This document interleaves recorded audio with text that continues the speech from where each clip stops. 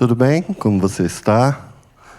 Seja muito bem-vindo, seja muito bem-vinda, você que está aqui presencialmente ou que nos acompanha virtualmente. 3 anúncios rápidos. Se você quer saber de tudo o que acontece por aqui, nos siga nas redes sociais. Instagram, YouTube, @umlugarcomunidade. Se você quer contribuir, quer nos ajudar para continuar fazendo o melhor conteúdo possível, pix@umlugarcomunidade.com.br. Hoje falará a nós o pastor Marcos Apolônio. Vamos orar. Querido Deus, agradecemos as bênçãos, agradecemos a proteção, pedimos a Tua inspiração sobre o pastor Marcos, que ele traga uma mensagem que seja especial a cada um de nossos corações, Senhor. Te pedimos essas bênçãos e as agradecemos por Jesus. Amém.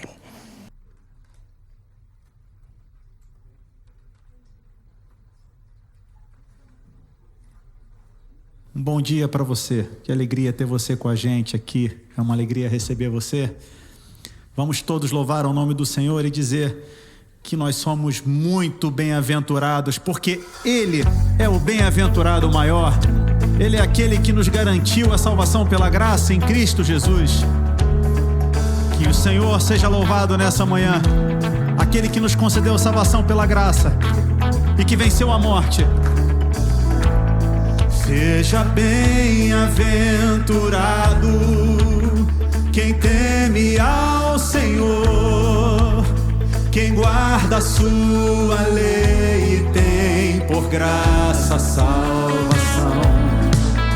Para sempre sua palavra firmada está no céu, de geração em geração.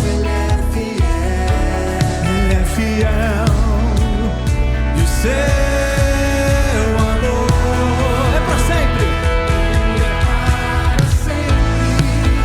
Bendito seja o Santo Jeová. Grande eu sou, declaro toda a terra. Ele é o Senhor.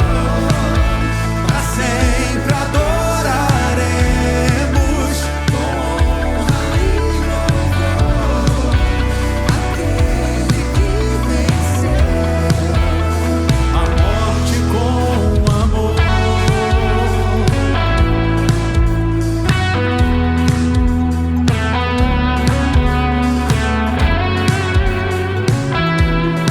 O Senhor é Deus, foi Ele quem nos fez. Somos todos a sua imagem e semelhança. O Senhor é Deus, foi Ele quem nos fez. Somos o seu povo e Ele reina sobre nós. Pelas portas entraremos com hinos de louvor.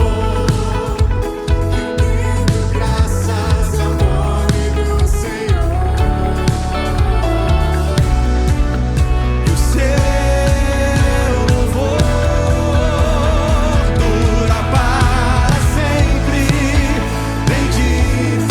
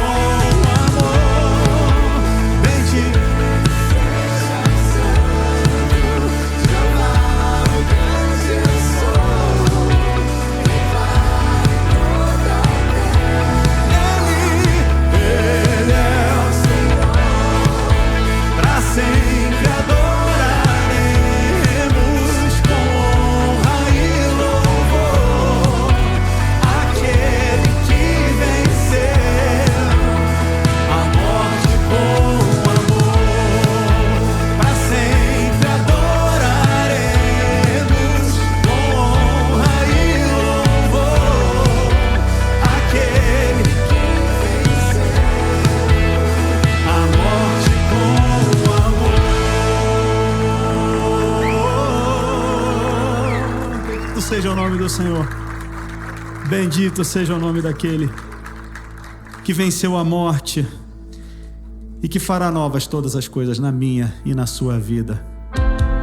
Tudo aquilo que o olho não viu, o ouvido não ouviu e nem subiu ao entendimento do homem é aquilo que o Senhor tem preparado. É difícil imaginar, mas um dia Ele fará novas todas as coisas definitivamente. E nós estaremos eternamente com Ele, contemplaremos a sua glória face a face.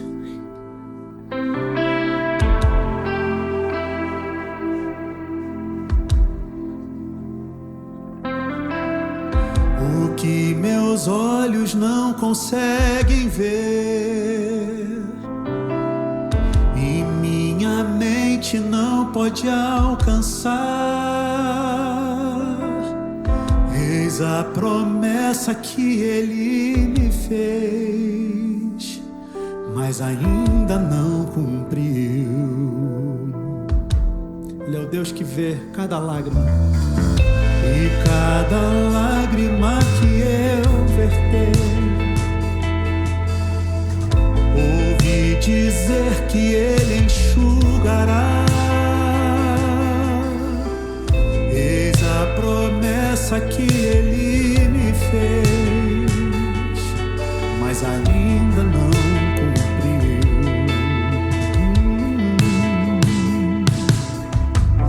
Quantas vezes me acusaram de insensatez?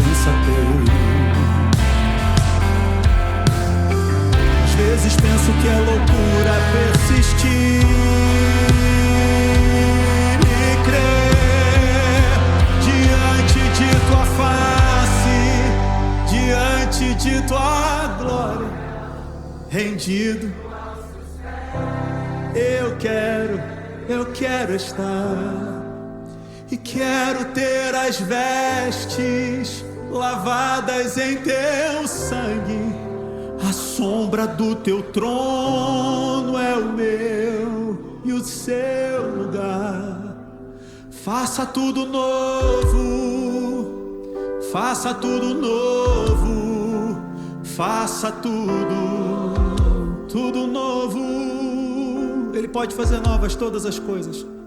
Faça tudo novo, faça tudo novo, faça tudo novo.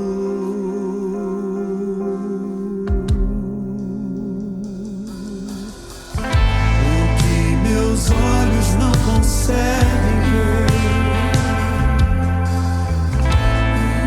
minha mente não pode alcançar.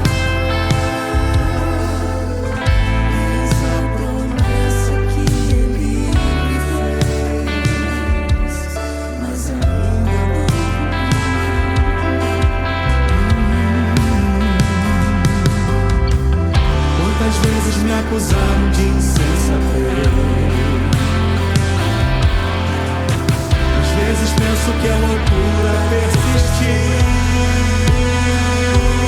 e crer diante de tua face, diante de tua glória, rendido aos teus pés. Eu quero e quero ter as vestes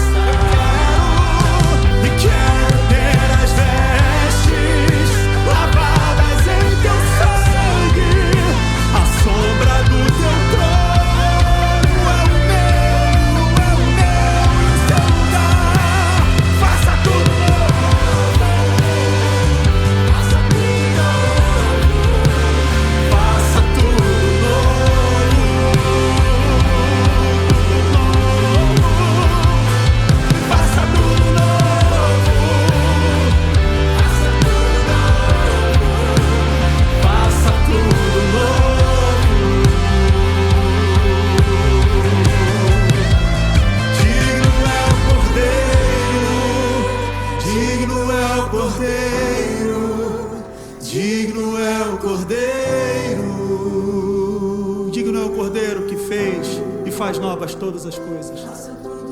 Tudo novo, faça tudo novo, faça tudo novo. Faça tudo novo, faça tudo novo, faça tudo novo.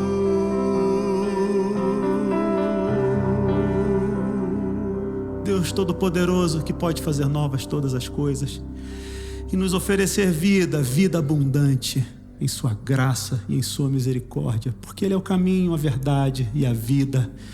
Não existe a menor possibilidade de nós sermos quem somos se não for através dele ou por ele, porque Ele é a água da vida que sacia a sede, a fome e a sede de justiça. É Ele. No deserto de quem eu fui, eu tinha sede.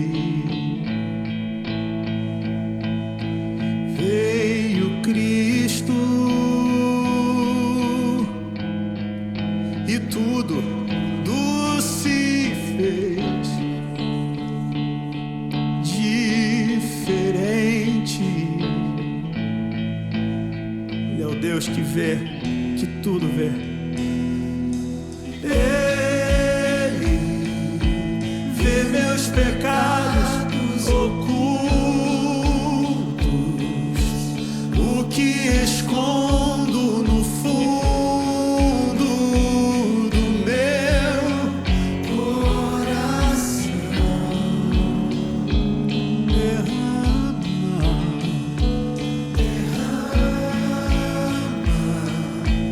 em minha vida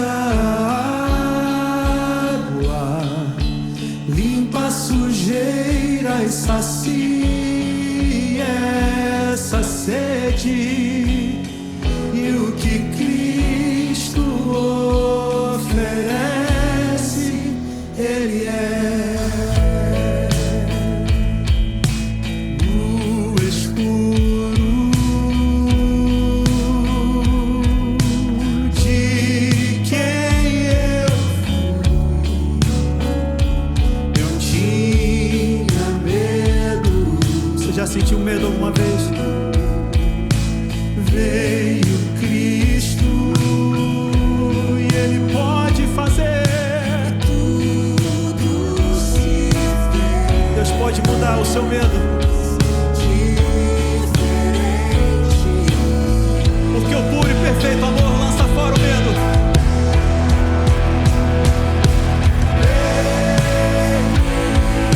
Enxerga o que vejo, Ele, o que escondo do mundo, do meu coração,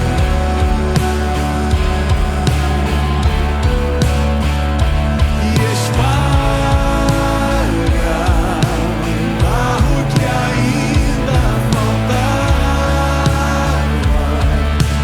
Abre a janela pra luz entrar. Cristo oferece, Ele é luz do mundo, água viva. Ele é Cristo, Ele é Cristo, Ele é Cristo. Ele tira o pecado do mundo. E o que Ele faz? Planta a esperança na terra do meu coração.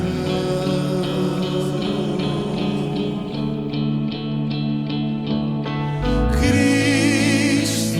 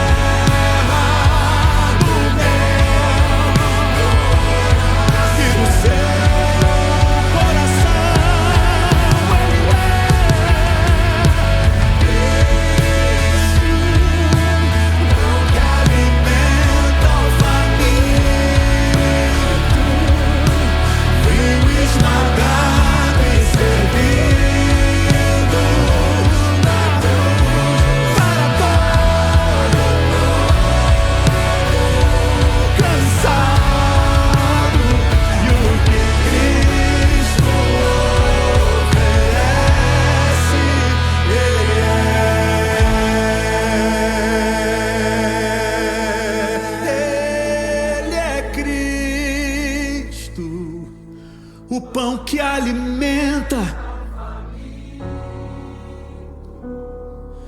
Vinho esmagado e servido na cruz para todo cansado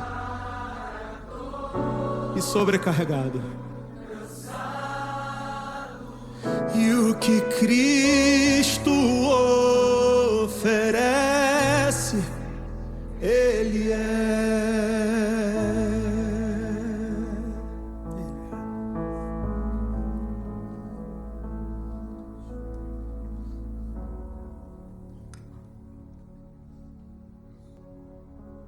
Deus que é Pai também é Mãe. Te agradecemos muito pela semana que se foi. Te agradecemos por este lugar, te agradecemos por estas pessoas, te agradecemos pelo privilégio que é estar na Tua presença. A gente vem aqui para ser alimentado. Assim, leva-nos para casa satisfeitos com o Teu Espírito. Guarda-nos e ajuda-nos a crescer a cada dia, a crescer hoje também. Te pedimos, te louvamos em Teu nome. Amém. Obrigado.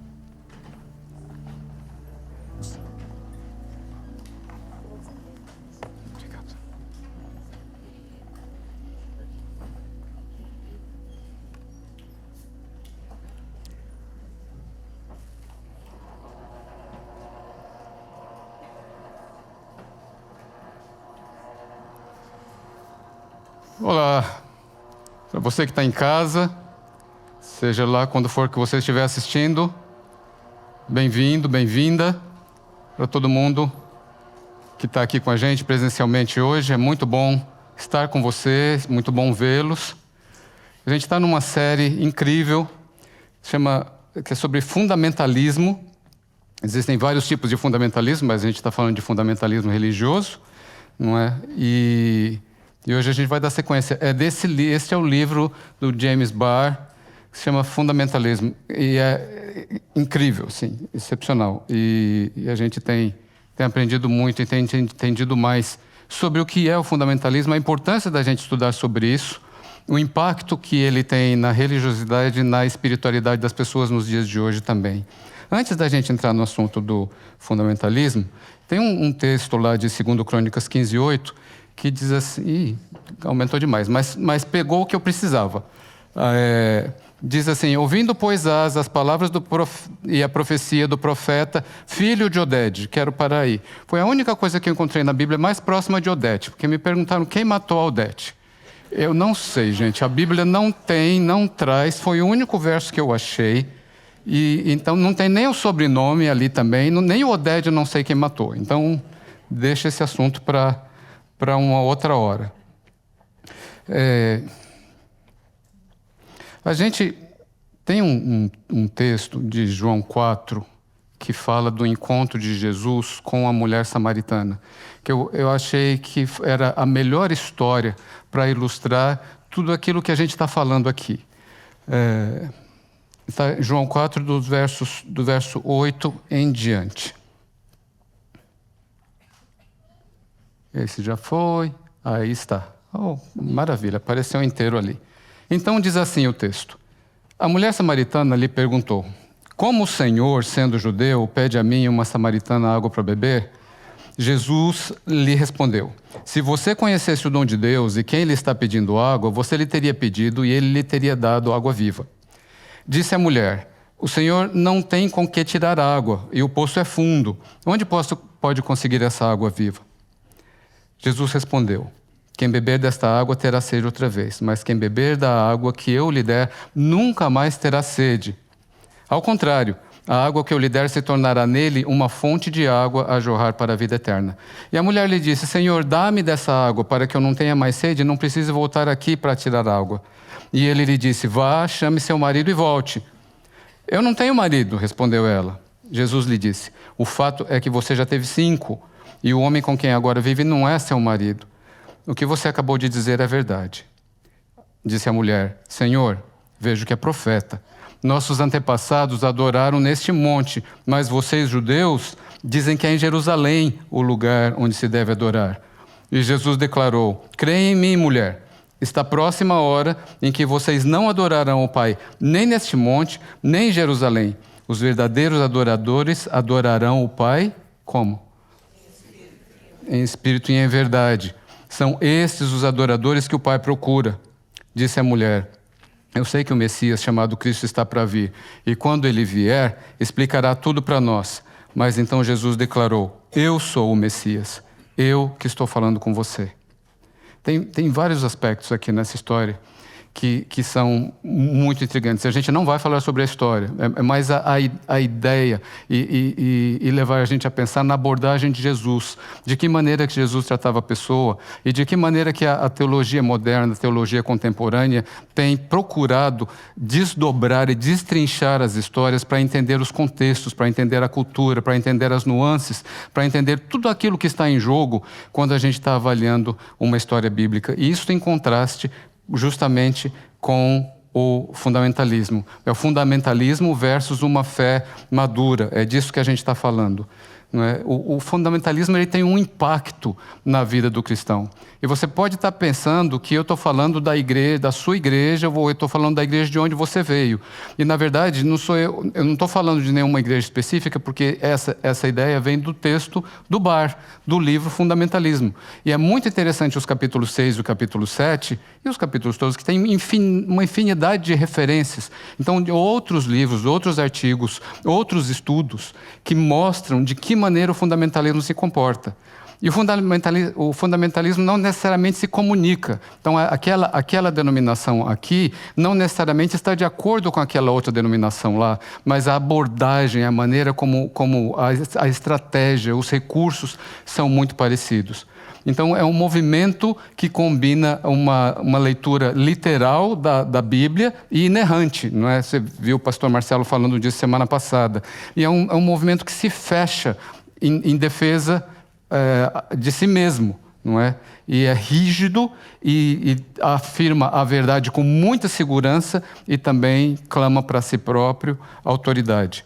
Então, a gente tem algumas perspectivas aí, não é? A gente tem o aspecto doutrinário na questão do fundamentalismo, mas a gente tem também a hermenêutica, que é o estudo da Bíblia, e tem o aspecto emocional, de que maneira que o fundamentalismo ataca, afeta esses três pilares distintos. Então, eu estudando, eu falei, eu vou pelo terceiro. Me chamou a atenção o impacto que o fundamentalismo tem no ser humano, na vivência da gente, nos sentimentos, no coração e na alma. Então, falei, acho que seria interessante a gente falar um pouco dessa questão mais emocional, as consequências emocionais do fundamentalismo. E tem algumas aqui que eu queria desdobrar com vocês. Primeiro que, lembrando que o fundamentalismo é uma estrutura muito rígida, é muito dura, é um pensamento muito concreto, um pouco maleável, um pouco não questionável, não é? Então o autor ele chama a fé fundamentalista de uma fé fossilizada, porque ela é muito amarrada no passado. O passado é muito glorificado. Não é? Então, naquele tempo, naquela época, era assim e assado. E era assim que eles faziam teologia e é assim que a gente deve fazer. Interessante é que se a gente voltasse nesse passado que está sendo referido, a gente ia perceber que as pessoas faziam teologia buscando mais luz. E hoje as religiões fundamentalistas elas fazem um sentido oposto, elas se fecham. Não é? Não tem muito mais para estudar. Para você pertencer a esses grupos fundamentalistas, então precisa haver uma complacência total, uma aceitação total de tudo que está sendo dito lá. Nenhum ponto é errado. Tudo que foi colocado, todo o sistema, ele é correto. E a teologia que se faz fora daquele círculo, ela é heresia, ela é herética, ela não é de Deus, ela não vem de Deus. Não se pode pensar independentemente. E se você pensar independentemente ou duvidar, qual é a consequência? A exclusão. Então, não existe espaço de diálogo. Não é? Qual é o impacto disso na saúde emocional do indivíduo que está ali? A ansiedade, quando existe dúvida, né? Porque se eu estou em dúvida, então aquilo me gera uma ansiedade, eu não sei se eu levanto a mão ou não, como você está numa sala de aula, o professor não é bom, você vai levantar a mão e o professor vai vai inferir que você é estúpido, ou que você é burro, ou que você ou vai ter alguma consequência por você estar perguntando. É o tipo de ambiente em que você não se sente seguro para fazer perguntas. Você tem medo, desenvolve medo de pensar errado, porque aí o problema não está no sistema, porque não é você contra uma congregação, você contra um grupinho de pessoas, é você contra o império muitas vezes. Então você tem medo de estar pensando, e se eu vai ver, o problema está comigo, não é? A gente reprime a curiosidade intelectual, vai parando de pensar. É a educação versus a religião, porque a religião já ensinou, já respondeu, está perguntando de novo por quê. Então, o problema, você até pergunta a primeira vez, a resposta está pronta, está aqui a resposta, aqui o livro, não é? E aí você perguntar de novo, o problema está contigo. A internalização da culpa na incerteza, então estou incerto, ou eu não tenho fé suficiente, ou eu não sou bom o suficiente, ou eu não quero aceitar, eu sou muito teimoso, ou eu não sou de Deus. E a necessidade de segurança esse sistema preenche, porque é tão sólido, não é? Que uma vez que você pertence, uma vez que você faça a maioria das coisas para se enquadrar, então você pertence, você faz parte. Então você faz parte de um grupo, existe um senso de pertinência que é oferecido ali. Um outro é o medo e a culpa religiosa. Então, existe uma identidade em torno do pecado e da condenação. Porque existe o pecado e existe condenação. E o mundo está completamente corrompido. Então, a gente usa termos como o mundo, as coisas do mundo, o que é secular. Então, existe uma dicotomia muito grande entre essas duas coisas. E existe é tudo muito centrado no capiroto. É tudo do diabo. Tudo do que não é de Deus é do diabo. Então, o que não é de Deus, o que não é da gente, não é? O que não faz parte do nosso círculo, é do demônio. E a gente tem aí na mídia social algumas pessoas que se tornaram bem caricatas, assim, pastoras, que apontam o dedo e que dizem isso é do diabo, aquilo é do diabo, aquilo é do diabo, isso não pode, isso não pode, isso não pode. Né? Me remete à minha adolescência, que a gente encontrava gente de outras denominações e a pessoa perguntava, qual é a sua igreja? Você falava, a sua igreja. E a pessoa dizia, qual é a sua? Aí vinham, o que é que não pode fazer na sua igreja? Aí vinha uma lista, e a gente ia comparar as listas. Na minha não pode. Então a igreja era isso, era um monte de coisas que não podia fazer, não é? Então a religião, o sistema, ele se torna uma ferramenta de controle e reduz a pessoa, reduz a religiosidade dela a coisas muito concretas e específicas. Religião é isso. Pode, não pode, faz, não faz. Existe até a frase, religião não é o que você faz com Deus, é o que Deus faz com você. Agora, o que Deus faz com você, quem é que determina, né? O que é que se espera que Deus faça com você? A igreja é que determina, que diz, a gente espera ver em você todas essas coisas aqui. Porque se Deus não fizer essas coisas em você, então você não tem fé suficiente ou você não está bem. Não é? Um outro aspecto é o medo e a culpa religiosa. Então, que vem dessa, que é causado, né, justamente por conta dessa abordagem. Então, existe uma culpa crônica, a culpa está sempre lá. Não importa o que você faça, porque tem tanta coisa errada para fazer, tanta coisa errada, que você deve, nesse momento, agora, onde você está, deve estar fazendo alguma coisa errada. Deve estar pensando a coisa errada, alguma coisa tem errada. Um medo muito grande de ser punido por Deus, se desenvolve uma autocensura muito grande, uma ansiedade moral, né? Você perceba como é fácil a gente desenvolver um distúrbio obsessivo-compulsivo a partir daí, um transtorno obsessivo-compulsivo. Porque a gente é muita coisa. Você tem os mandamentos, aí depois dos mandamentos você tem as ordenanças, aí tem as outras orientações da Bíblia, aí você tem os livros da igreja, aí você tem as coisas que você pode usar, que você pode vestir, aí você tem todas as coisas que você pode comer, aí se guarda um dia da semana, tem toda uma maneira de guardar aquele dia, aí quando for comer você precisa orar. Quantas vezes por dia tem que orar? Como Daniel, de manhã, de tarde e de noite. E aí tem que orar toda vez antes de comer. Se não orar, vai te dar uma congestão. E aí você precisa orar antes de dormir, você precisa orar antes de fazer sexo, você precisa orar depois do sexo também. Tem todo um sistema que é intrinsecamente complicado e desenvolvido para poder você ser aceito. É muito fácil você viver numa obsessão tremenda por conta dessas coisas. Um outro aspecto é a repressão emocional e a alienação de si mesmo. Por que se reprime o emocional? Porque o meu emocional, ele não é confiável. Eu só posso confiar naquilo que vem de Deus. Como que eu sei o que vem de Deus? Através da igreja. E a igreja, ela é muito específica em relação a determinadas coisas. Então tem coisas que eu não posso nem sentir. Se eu estiver sentindo, está errado. Tem coisas que eu não posso pensar, porque se eu estiver pensando, está errado. Então existe um conflito interno muito grande. Não se reflete na experiência interior. Até porque a experiência de ninguém aqui é importante. O que é importante é a experiência do coletivo, o que a gente estiver fazendo junto. Se a experiência de alguém diferir, essa experiência ela não é válida. Então existe um esforço dentro dessas estruturas rígidas de colocar todas as pessoas dentro de uma caixa só, dentro de caixas iguais. Então se não couber, o problema não está no sistema, não está na caixa, o problema está em você. Alguma coisa está errada com você que não é de Deus. O que é que a teologia faz? Qual é o papel da teologia num sistema fundamentalista? Quase nenhum, porque já está tudo estabelecido. Então a teologia, que seria o nosso, digo o nosso de todos nós, sentar à mesa e estudar as Escrituras e falar da nossa experiência com Deus e de que maneira que aquilo é aplicado à vida de cada um de nós, não existe. Porque já foi determinado de que maneira deve ser. O coletivo se sobrepõe ao individual. Olha o contraste. Aí, eu acho que eu acabei me adiantando um pouquinho ali. A gente tem medo da ambiguidade, porque tudo é preto ou branco, é certo ou errado, então não existe ambíguo. E isso é muito complicado, porque a vida não é binária, não é tudo binário, sim ou não. Tem muita coisa que a gente precisa decidir.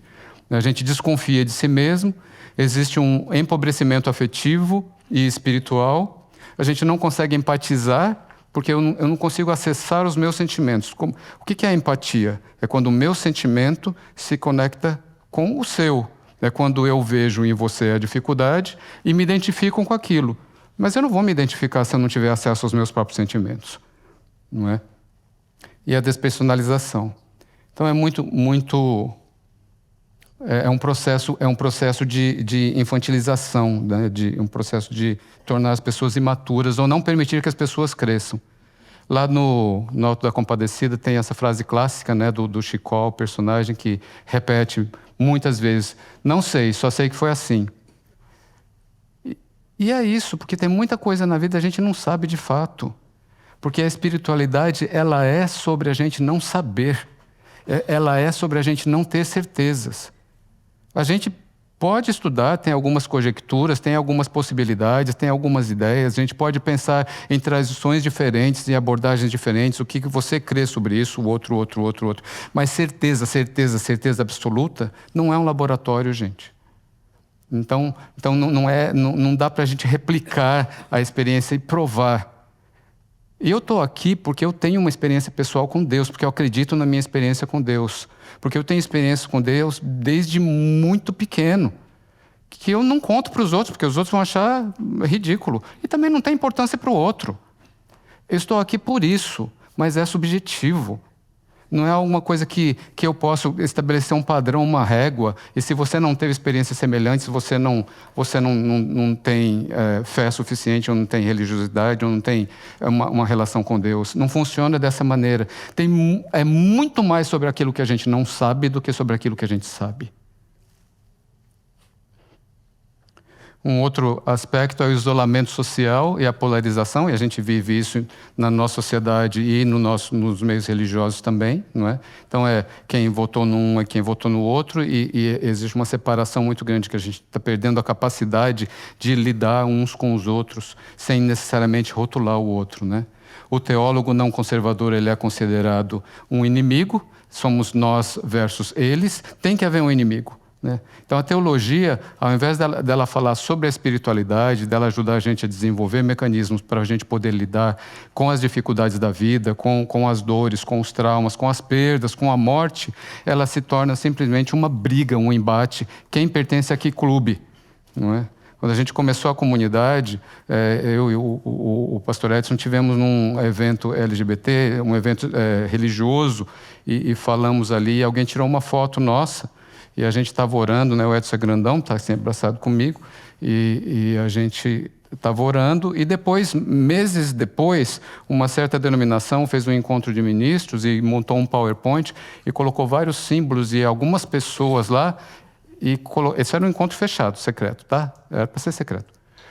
E aí colocaram a minha foto com o Edson lá, os inimigos da igreja. O título do negócio era Os Inimigos da Igreja. Então eu falei, que legal, eu nem pensado na igreja, não penso.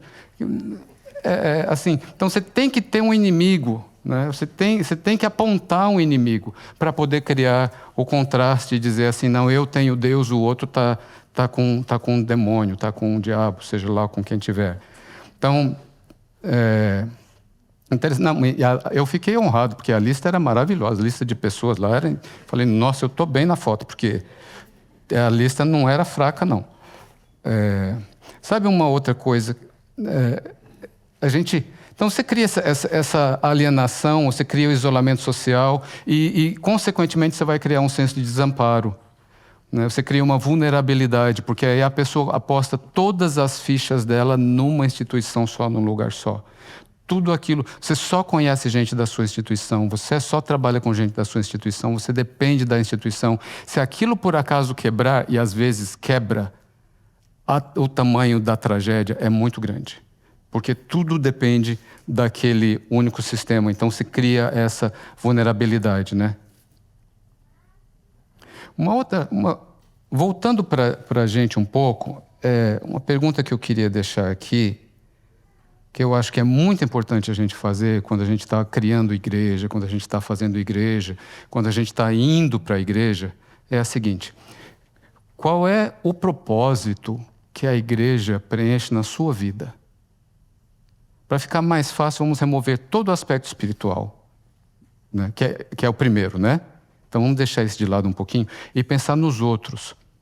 Então, assim, a igreja me valida tremendamente, né? A igreja me incentiva, a igreja me acolhe, a igreja me abraça, a igreja me traz paz. Eu adoro sentar aqui, né? Um tempo Deus estava sentado ali e estava pensando, nossa, como esse lugar me traz tranquilidade, é muito bom estar aqui. Não estou diminuindo a espiritualidade, tá? A espiritualidade é o primeiro, mas os outros fatores. Deixa eu ilustrar melhor. Um tempo atrás, um rapaz foi excluído da igreja. E aí, um outro pastor entrou em contato com ele para saber como ele estava. E ele falou, não estou legal. A igreja é como uma mãe que abandona a gente na hora que a gente mais precisa. E aí o pastor disse para ele, mas ela ainda é a mãe. Espera aí, vamos parar aqui, vamos pensar um pouquinho nisso aqui. A gente dizer que a igreja é família, e a gente dizer que a igreja é mãe, ou a gente dizer que a igreja é pai, isso é uma analogia. A igreja não pariu ninguém. A igreja não concebeu ninguém. Então é só uma analogia. É importante a gente fazer essas distinções. Quando a gente fala a igreja é mãe, a igreja é pai, porque eu preciso do carinho, eu preciso do afeto, eu preciso do abraço, eu busco amor incondicional, eu busco o peito, eu busco o ombro, eu busco a presença materna que aquela comunidade pode me lembrar de alguma maneira, pode me ajudar a suprir. Mas a igreja não é mãe. Então essas coisas são importantes da gente estarem claras para a gente. Não porque a gente vai deixar de vir, mas para a gente saber por que a gente faz o que e quando.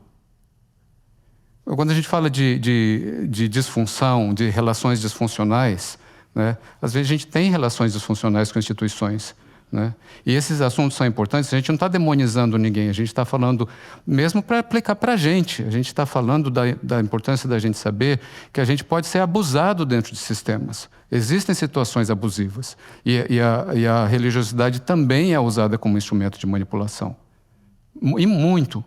Então a gente precisa reconhecer isso, não é? Para poder ajudar, para poder cuidar da gente mesmo, para poder cuidar do outro. Então, quando a gente pensa numa disfunção, é muito importante a gente se perguntar qual que é a necessidade que essa disfunção preenche. Ela viveu com ele por 10 anos numa relação disfuncional e abusiva. Por quê? Qual era a necessidade que essa relação disfuncional preenchia? De repente ela não tinha condições de se manter sozinha, de repente ela vinha de uma relação abusiva já desde a infância e estava habituada àquela vida de ansiedade. De repente ela achava que ela não tinha valor, não conseguia sair de lá e ele mantinha, e ele alimentava, dava um pouquinho para ela, alimentava, mas era pouco, muito pouco, e continuava abusando. Enfim, uma infinidade. Você pode parar e pensar na lista de situações, de respostas para esse tipo de pergunta. Por quê? Porque uma relação disfuncional, ela só permanece quando ela preenche uma necessidade. Se ela não preencher necessidade, ela não permanece, ela não dura. Então, toda relação disfuncional, ela dura porque ela preenche necessidades. Então, quando a gente pensa nas questões denominacionais, quando a gente pensa nas relações que a gente tem com os outros e com a igreja, é importante a gente lembrar disso.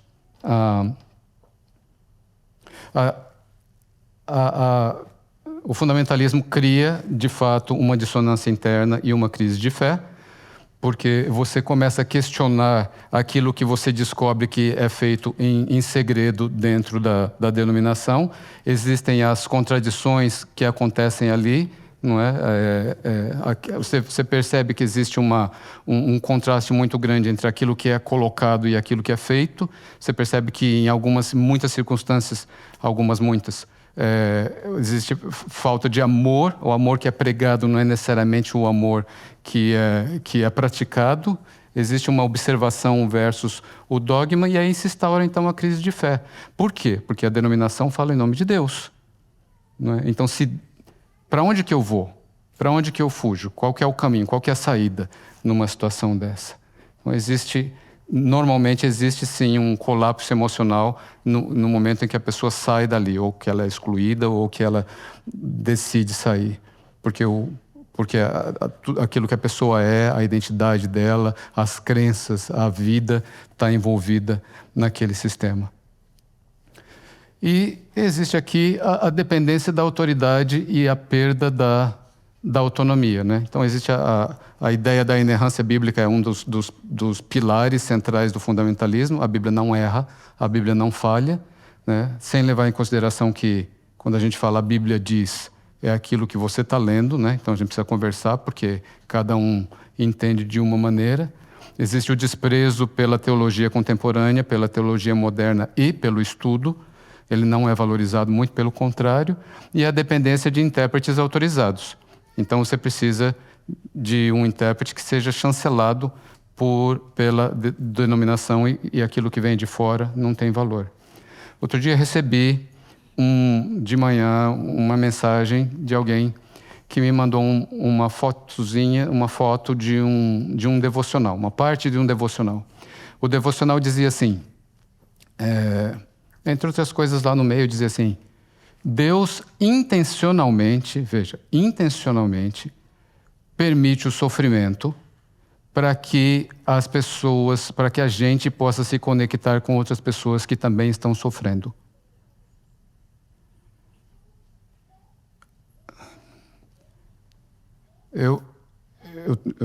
Você sabe, eu sou pastor aqui e eu trabalho com saúde mental. A gente trabalha com sofrimento humano. As pessoas só vêm para a gente porque estão com problemas. A gente trabalha com tragédia o tempo todo. Naqueles dias, eu estava começando a atender uma mulher, que tinha acabado de perder um filho pré-adolescente. Uma dor inimaginável. É difícil dar suporte. Eu não sou mãe, eu não sou mulher, nunca parei. Sou pai. Imagino a dor dessa pessoa.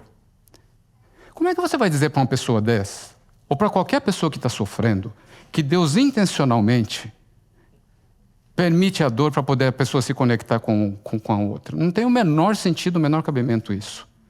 Eu achei aquilo tão problemático, porque quando você traz isso para os círculos, e a pessoa está sofrendo, você vai abraçar a pessoa e dizer assim: Deus tinha um propósito.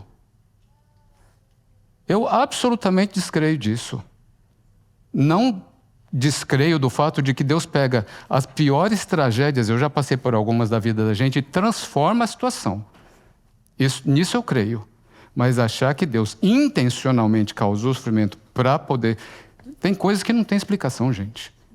E aí, inconformado, normalmente eu não respondo, eu respondi para o pessoal, eu não posso concordar com isso, por conta disso. E aí ele respondeu de volta. Falou, eu discordo de você. Então tá bom, você não tem que concordar comigo, né? Não tem nenhuma obrigação de... Eu fiquei pensando, porque assim, se a experiência, se os estudos, enfim, né, aquilo que a gente tem para oferecer trabalhou a vida inteira, se não é suficiente, qual que é a dificuldade? É a falta de chancela. Eu não tenho a chancela que aquela pessoa esperava que eu tivesse. Né? Eu não falava do ponto de vista que ela esperava que eu falasse. Eu não tenho a chancela de uma determinada denominação, de um determinado lugar que essa pessoa esperava que eu tivesse.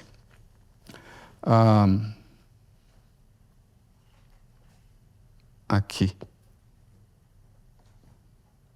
Será que eu estou no lugar certo? Aqui já foi.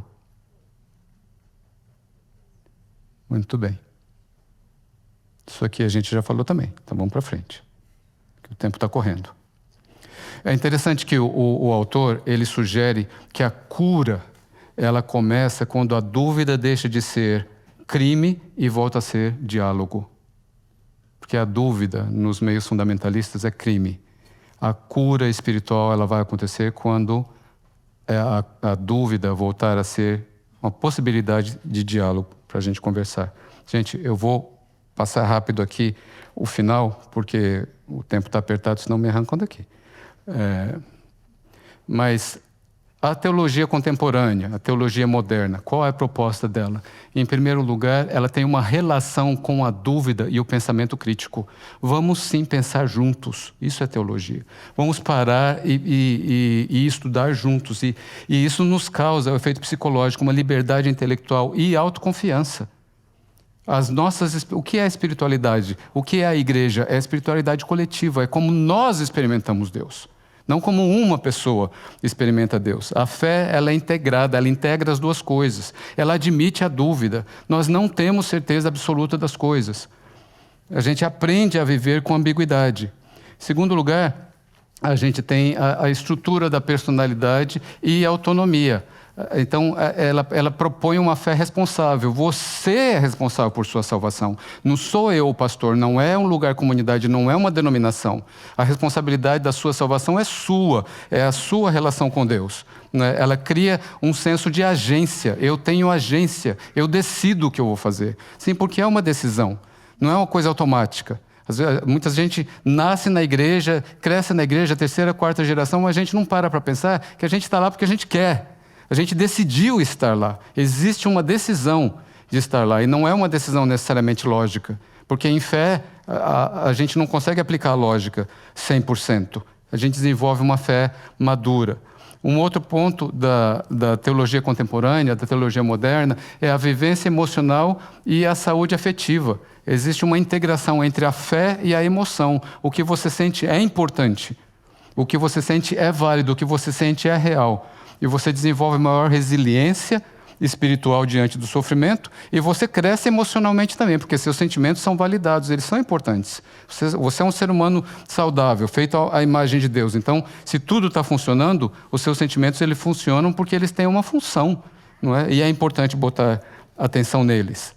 Um outro aspecto é a relação da comunidade com o outro. O outro, aquele que é diferente. Aquele que vê por uma outra perspectiva. Quem é esse outro? É o outro da outra religião? É o outro do outro país? É o outro da outra orientação sexual? Do outro gênero? Da outra língua? Do outro lado do mundo? É o outro que é diferente de mim. Porque se a gente fizer teologia só com gente que parece com a gente, ela vai ser muito pequena. E ela não é aplicável, ela não se transpõe. Fica só ali.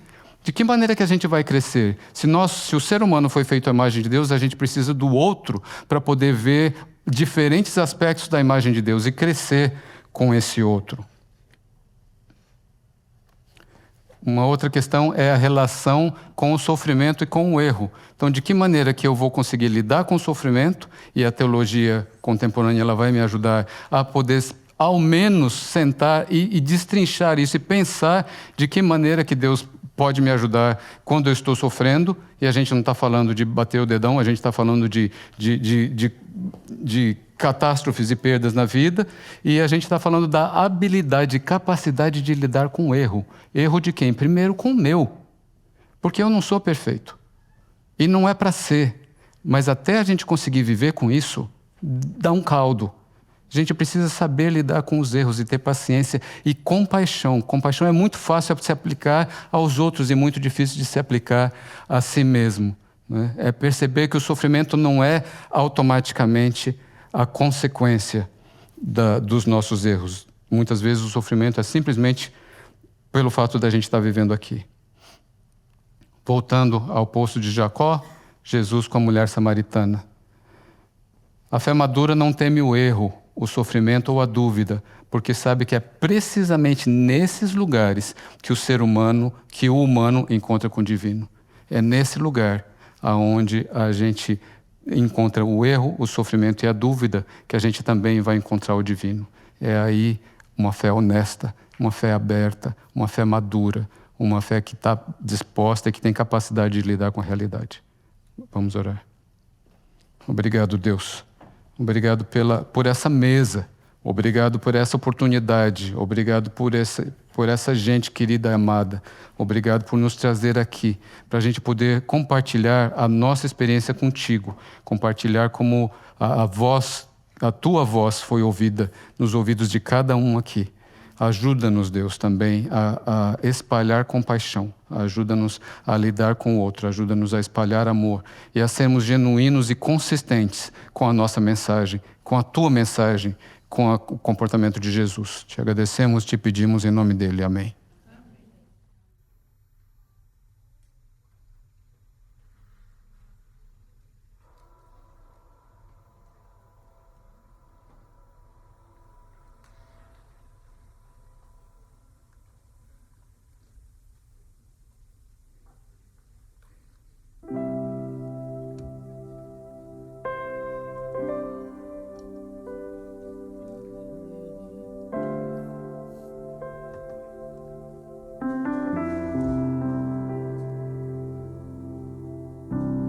Venho hoje derramar meu sorriso, meu pesar.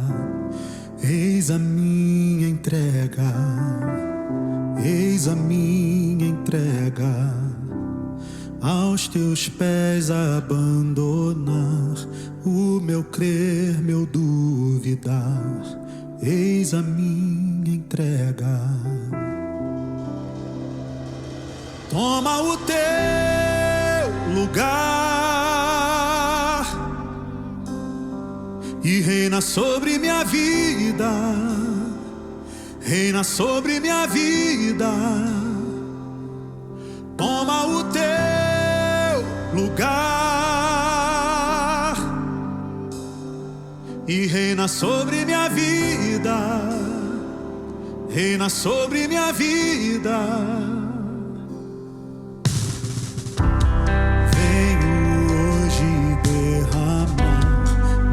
Sorriso, meu pesar, eis a minha entrega, eis a minha entrega. Aos teus pés abandonar o meu crer, meu duvidar. Eis a minha entrega. Toma o teu lugar e reina sobre minha vida.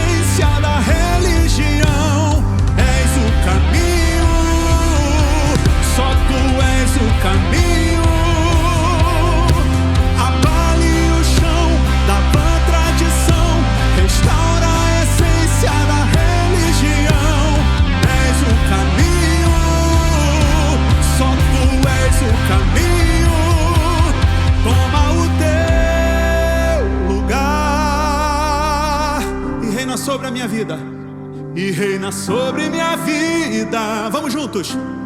Reina sobre minha vida. Toma o teu lugar, Senhor, e reina sobre minha vida, e reina sobre a minha vida. Abale o chão da vã tradição, restaura a essência da religião. És o caminho, só tu és. Abale o chão da vã tradição, restaura a essência da religião. És o caminho, só tu és o caminho.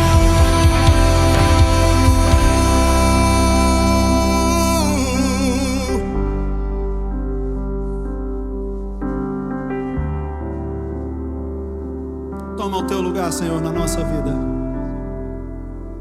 Toma o teu lugar e reina sobre minha vida. Canta. Reina sobre minha vida. Toma o teu lugar, toma o teu lugar, Senhor, e reina sobre minha vida. Reina sobre minha vida. Venho hoje me render à vontade de obedecer. Eis a minha entrega. Amém.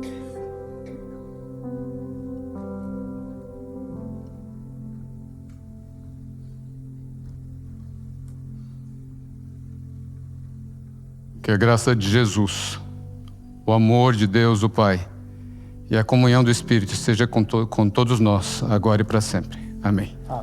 Obrigado. Boa semana. Até sábado.